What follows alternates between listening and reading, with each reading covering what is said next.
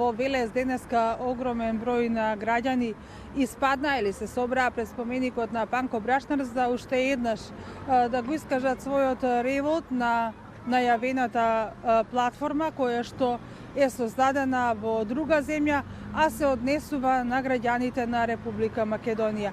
Како што најавивте, оваа вечер народот го предводеше или под она знаме го носеа за заедничка Македонија владиката Агат Ангел заедно со свештени лица од епархијата Повардарска. Она што символично беше многу интересно и што сметам дека е вредно да го споменам во ова наше директно вклучување е тоа што точно во 18 часот пред црквата Свети Кирил и Методи, кога камбаните ја биеја македонската химна во еден глас, целиот насобран народ ја испеа.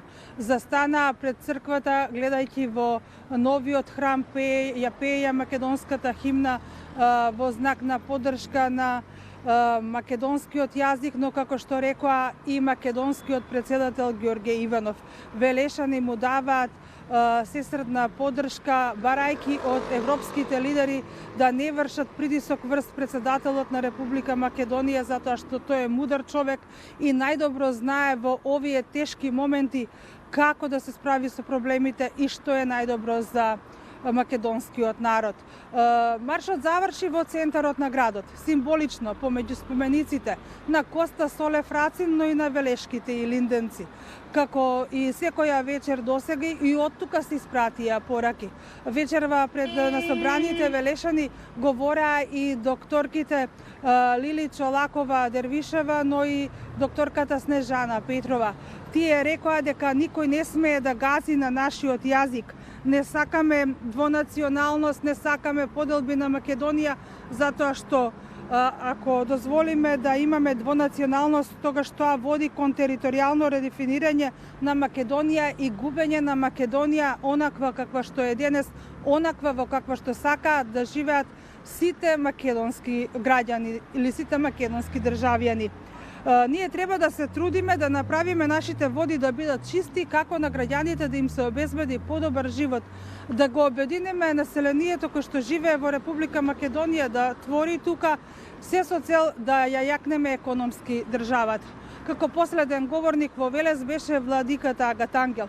Од пред споменикот на Рацин тој рече: Рацин не обврзува сите нас да го чуваме македонскиот јазик, да го негуваме, да го шириме и да го промовираме.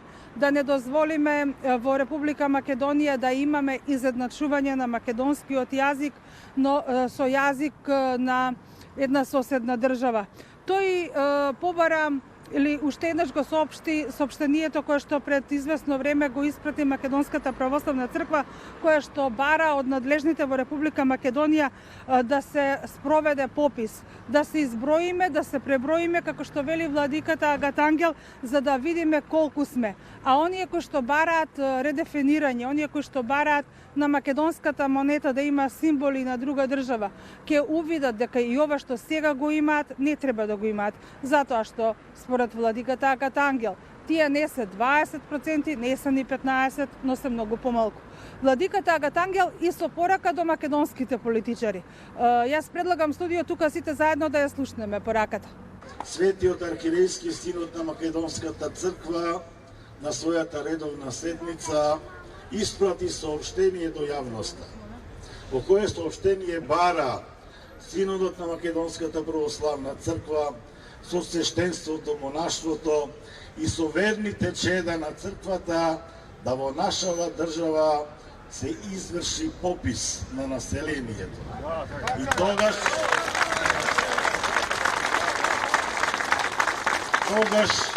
кога ќе се изброиме кој колку сме, тогаш ќе видиме дека оние кои бараат двојазичност, оние кои бараат кантонизација, оние кои бараат монетата да биде двојазична, не можат и тоа да го добијат и денеска што го имаат.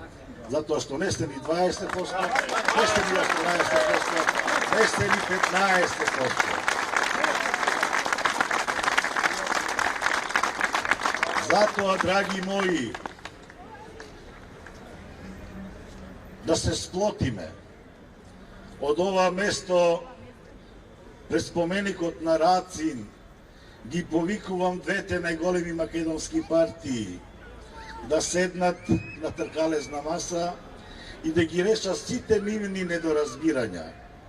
Јас би сакала студио тука да најавам само уште дека утре протестен марш во Велес нема да има, ќе има музички хепенинг. Меѓутоа, сепак зборното место е пред борецот за самостојна независна Република Македонија, човекот кој што на македонски јазик зборуваше целиот свој живот, се бореше за овој јазик, Панко Брашнаров, а потоа зборното место е Младинскиот парк, каде што велешани ќе имаат можност да се забавуваат на музичкиот хепенинг кој што денеска го најавија организаторите, а тоа се граѓанската иницијатива за заедничка Македонија.